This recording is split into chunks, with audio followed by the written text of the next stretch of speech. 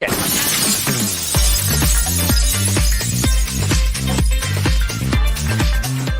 we're live!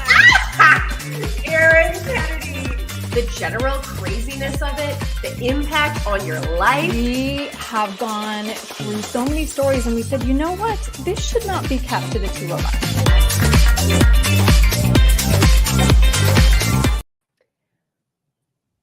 I want to scream and say hello, but I'm afraid that I will break my microphone. Don't scream into a mic, Erin.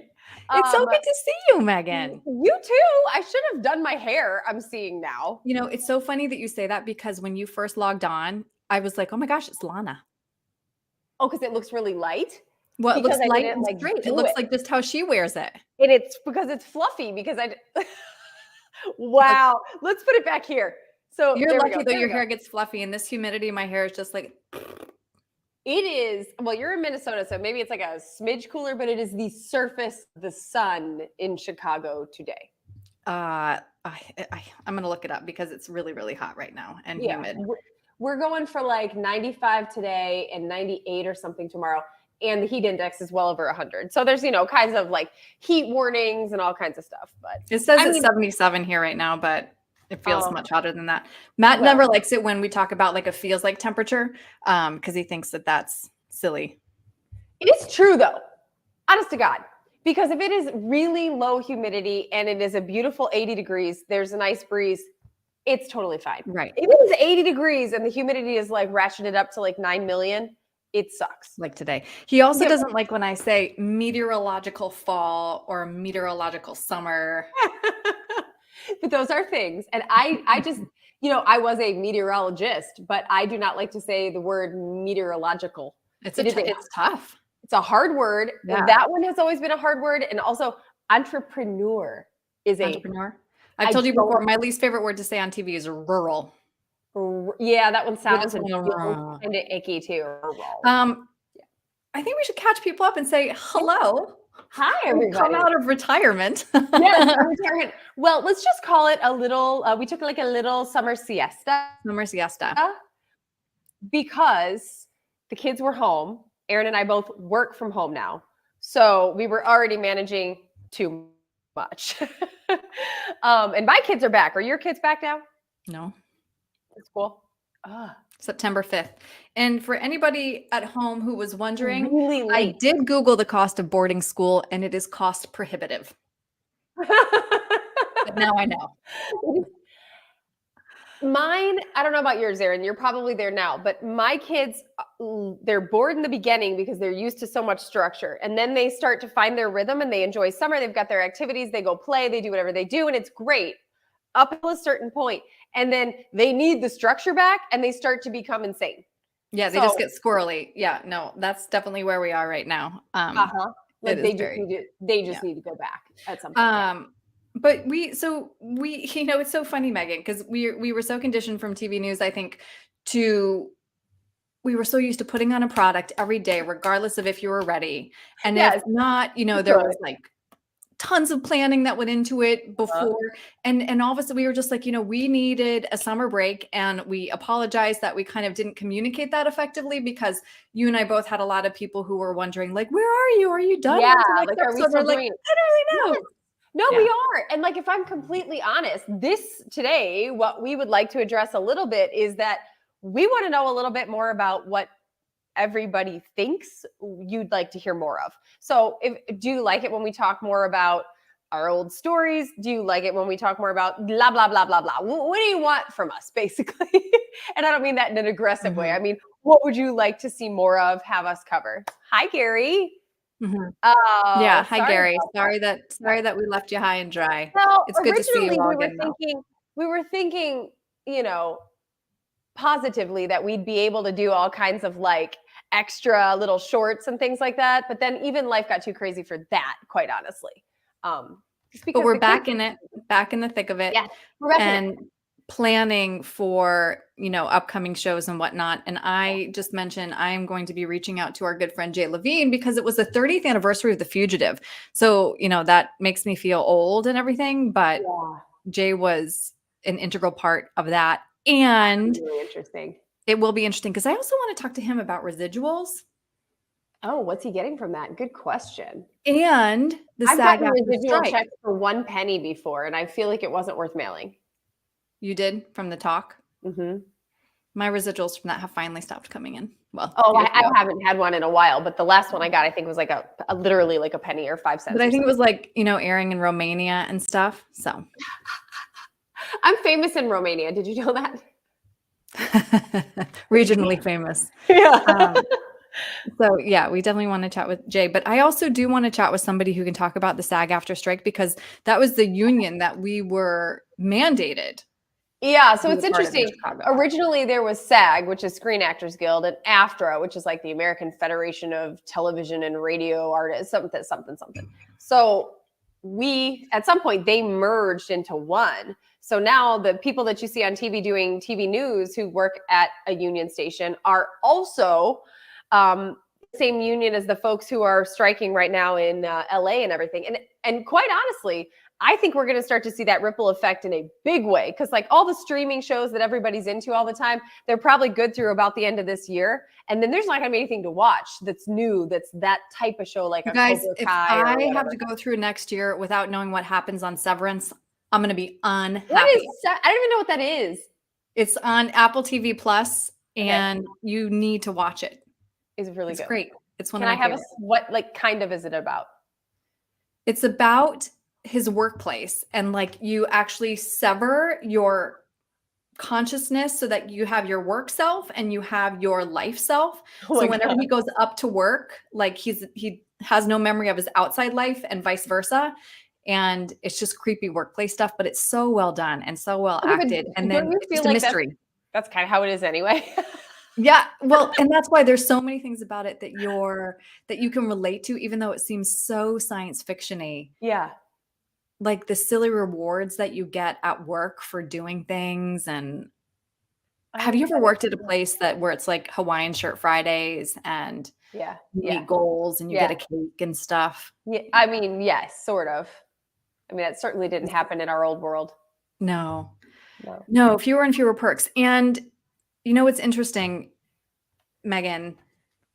How many people have you spoken with just this summer? Because I have fielded many phone calls from TV friends who were like, help me get out.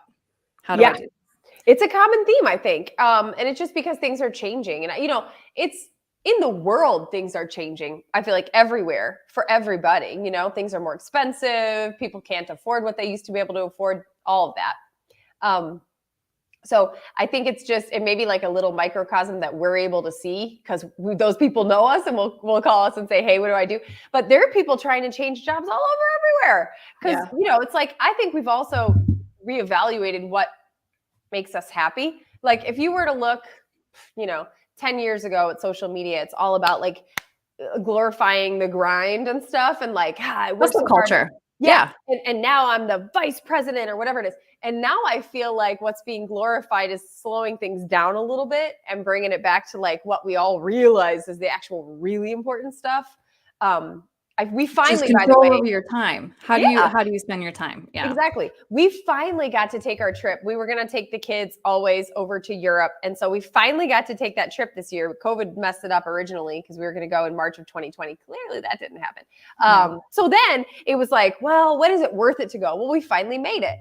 And the world over there also feels very different from here. They already kind of slowed down a long time ago, or maybe they never sped up quite to the same degree that we did. But I just feel like different things are valued in different areas of the world. And we're kind of having a little adjustment.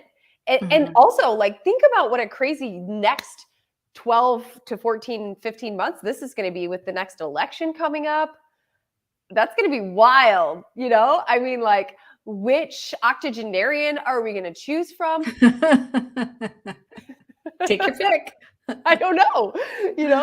That's the thing that's just crazy to me. And we did talk to a few people from other countries while we were on our trip. And that was like, they kept saying to me, and I'm not trying to get political here because I'm not talking about either side. There are old people on either side at this point, but they were literally like, and there's nothing wrong with old people, but you get where I'm going. Yes, we understand all of your qualifiers. Thank you. All right, thank you. So anyway, they were like, what are you guys doing over there?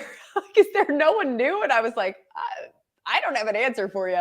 So it's going to be wild to see how this next couple months goes and just what, yeah. Anyway, that's all I had to say about that. Yes. And With again, return. hi, and thank you to everybody who is watching. And We're we here. will love to catch everybody who will catch up too with the replays. Hopefully, us taking our mini retirement gave people a chance to catch up on old episodes too. Yeah, that's true. Because we did have some really good ones. The one that I hear about the most is the Mark G and Greco episode that we did. Because I think that really gave us, well, Aaron and I started in the business at a time when things were good, good, but not as amazing as they had been back in like, think the 80s and 90s. So to hear Mark's stories, that was cool. It was like really the time when things were what you would see in a movie, broadcast news or whatever. And again, to hear what salaries were back then. Yeah. And how they just, and even Mark had said that he had to keep taking pay cuts. But now it is interesting. And I can pull up some TV job postings to see what the going rate is. And Megan, I'm trying to remember now too. What was the article you just sent me that script stations are outsourcing all of their general managers? Yeah. So for those of you who don't understand, there's usually at each TV station, there's executive producers, there are producers, they work on like a specific show, right? And then there's a news director who's kind of overseeing the day-to-day operations and what stories you're covering and who's covering what and hiring and firing, that kind of thing. Then there's a general manager over that, which is typically a general manager at each station, right? So this is the person who's maybe they're coordinating the news department plus sales plus all the different facets of what makes up a TV station. So general manager is like basically the president of it, right? And yes, Scripps has decided, all right, we're not going to have general managers in most of our stations now. And so they have like a regional general manager. So that person is going to be in charge of 6 or 7 or 8 stations. Which, I mean, they're just kind of taking away fewer and fewer fingers that can help on a daily basis. That's going to be a lot. And that's going to be interesting because I don't understand how you're taking care of like 7 TV stations on a regular basis. That seemed like a full-time job. That's a lot. It's just going to mean that they have to centralize everything, I would think. Like one master plan for all the sales, one master plan for the news, one. So we'll see. It's just weird to see how everything's going. But this writer strike that you were talking about, that's going to change how everything's going on in Hollywood too. So there are changes across the entire, like, it's not even just TV, it's a communication business right now. Or an entertainment. Yeah. Which one were we really in? Yeah, that's a good question. Communication, entertainment, I don't know. A little bit of both. A little bit of both. Yeah. Yeah, it's interesting. I mean, it's been a wild summer too of weather. Think about that. The wildfires. Now we've got hottest July ever recorded, right? Yes. Yeah. Although I believe I'd have to look it up to be 100% sure, but I think every month for the last couple of years has been the hottest fill in the blank on record. It's it's becoming a trend, clearly. Yeah.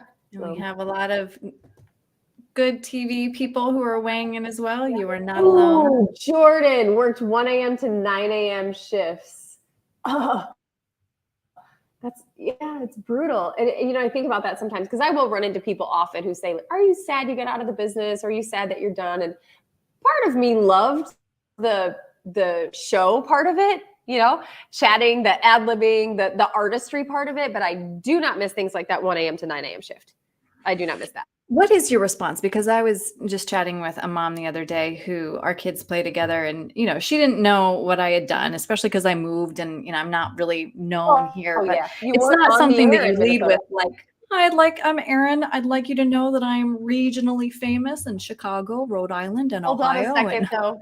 I know some people who would totally lead with that. Who do lead with it? Yeah, you're right. Yeah. Well, like 10 years later still, but I'm just saying. But she was like, so do you want to get a job on TV here? And I tried to think of a kind way to say, heck no. Right. So here's my pat line is I made a very thoughtful and purposeful pivot out of TV news, and it's not what it was. Yeah, it's that's true. What do I say typically? I think I say similar to what I just said, like that I miss the performance part of it because I do.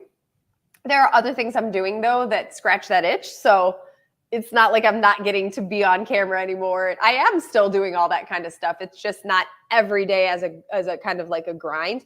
But I did love the performance angle of it. I do And miss learning that part. something new every day. Yeah.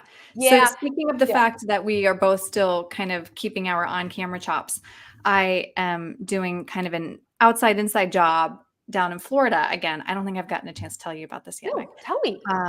Well, I have to keep it vague right now. But it also, this show is going to have a theme, and they sent me a mood board for what I should wear. Uh-oh. Did you have flashbacks? And like, did you start like twitching, having PTSD? I should show What is them. the mood board? Hold on. I would like to hear more about this. What is your mood? I guess it's like feeling, right? Is that it?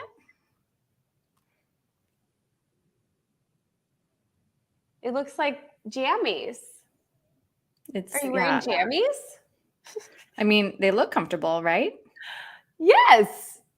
So do you have to now find that, or that's what they have for you to wear? We haven't had that conversation yet, Okay. because I feel like the conversation should be, there is a reason that I only have solid colors, except for this solid color tight dresses, you know? Yeah. Well, that's the thing. I struggle now because the on-camera stuff that I'm doing now, I am pretty much in charge of my look. And I don't think, and when I've tried to have the conversation of like, what do we want my wardrobe to look like? Everyone's like, huh? So I just kind of dropped it and figured I'd do my own thing with it, which is fine, except for the fact that I feel a little lost. No one's telling me what's right and what's wrong anymore. So I'm like, But they did just have you wear a t-shirt, right? You said? one time I did just do a t-shirt. Yeah, but that's like if it's for a specific client. Yeah. Right? If it's for a specific client and they tell me we would like you to wear this, our company's t-shirt, then it's like, sure, Yeah. all right, that's easy. That's like, okay, no problem. But when it's stuff that's like a little bit more evergreen and we're going to use this content for a while, I'm like, do I wear a dress? Should I be more chill?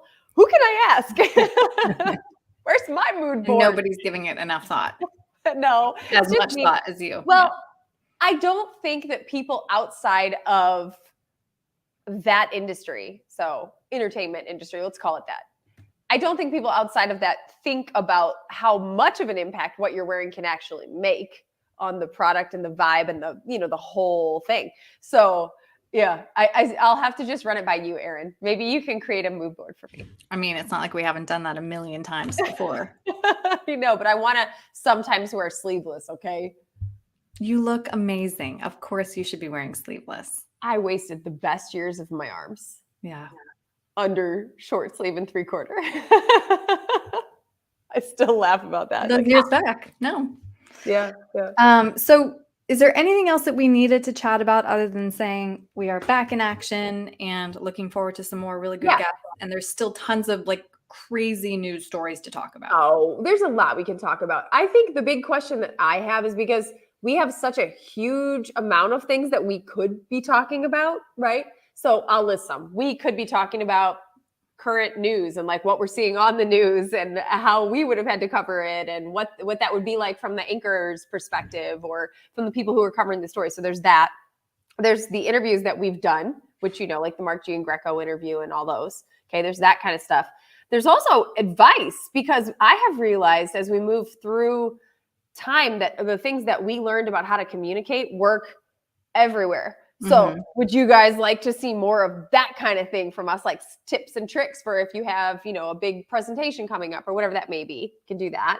And then just personal stuff too. So I think I'd also like to know, hey, do you guys like it when we put shorts up? Like we're probably some weeks going to put some shorts up instead of a long form thing. So I guess I just want some guidance from everybody out there. So we are giving you guys what you want. Yes.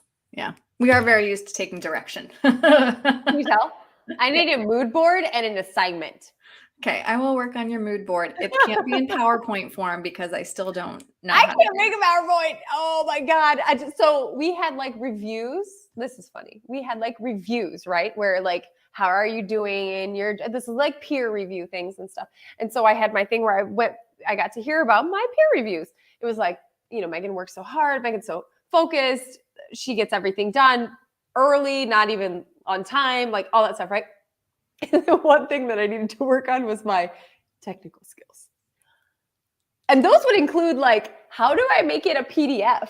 Can I edit I this? just What's a learned that the PowerPoint? other day. Yeah. I don't know. And it gives me anxiety. So I just kind of run away from it. I'm like, I'll just figure it out this one time and that'll be fine. Mhm. But really, if I just took probably 5 freaking minutes, I could probably learn it and then feel comfortable with it.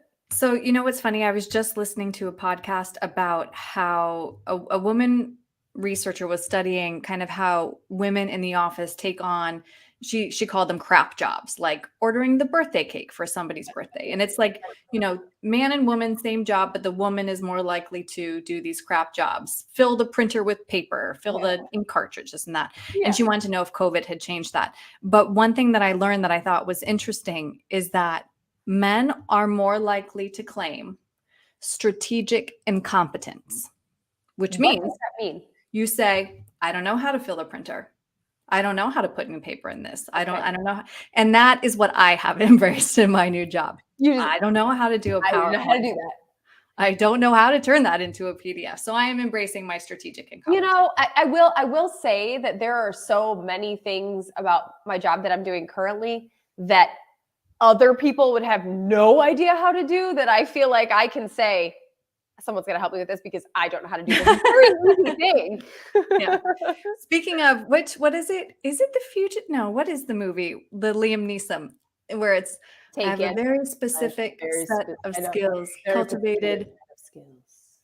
What's the line? The line exactly, I don't know, but he has a very particular set of skills. And then something about, I will find you and I will kill you. Well, we can trim that part off, but that's how I feel. I feel like fun part, Erin. But yeah, so welcome back, Megan. It's really good to see you again. I missed our chats, and I think other people did too. So it'll be fun to get back in the saddle. So if you guys are watching this and it's not live like we're doing right now, you're watching later, please comment below about what you'd like to see, because we just want to make sure that we're giving you guys what you'd like. And I think we can probably vary what we're talking about between all those different topics that Erin and I were listing, because we can do a little bit of everything. Mm-hmm.